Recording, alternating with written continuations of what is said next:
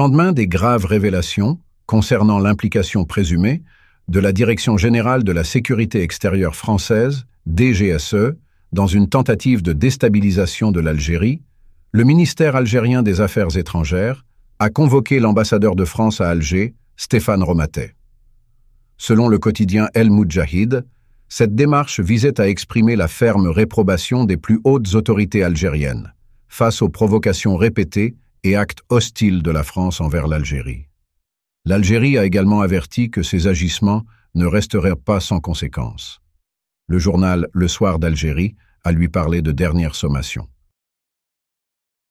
Les révélations ont éclaté après la diffusion d'un documentaire exclusif sur la télévision algérienne et la chaîne internationale AL24.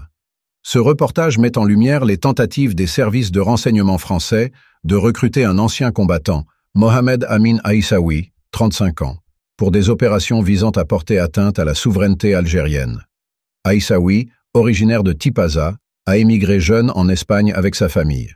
Dans un contexte de radicalisation en ligne, l'organisation terroriste Daesh l'a recruté afin de combattre en Syrie. Il a été capturé puis emprisonné en Turquie, où un mandat d'arrêt international a été émis contre lui. En 2016, grâce à l'intervention d'un représentant consulaire algérien, Aissaoui a été rapatrié en Algérie. Il a purgé une peine de 3 ans de prison avant de retrouver une vie normale. Cependant, en 2022, il devient la cible des services français.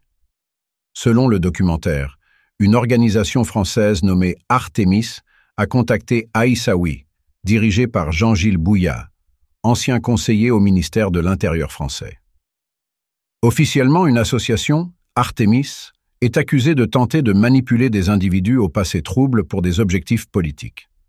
L'organisation aurait promis à Aissaoui une régularisation de sa situation et un retour en Espagne, en échange de sa collaboration.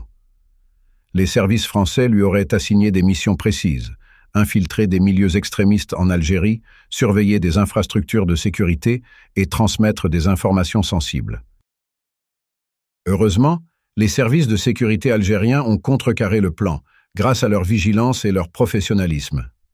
Aissaoui, en lien constant avec les autorités algériennes, a relayé chaque interaction avec les agents français. Cette collaboration a permis de déjouer le complot, marquant une victoire significative pour la sécurité nationale de l'Algérie. Ces révélations ajoutent une nouvelle dimension aux tensions entre Alger et Paris. En convoquant l'ambassadeur français, l'Algérie réaffirme son engagement à protéger sa souveraineté et sa ferme détermination à ne pas laisser ces actes sans réponse.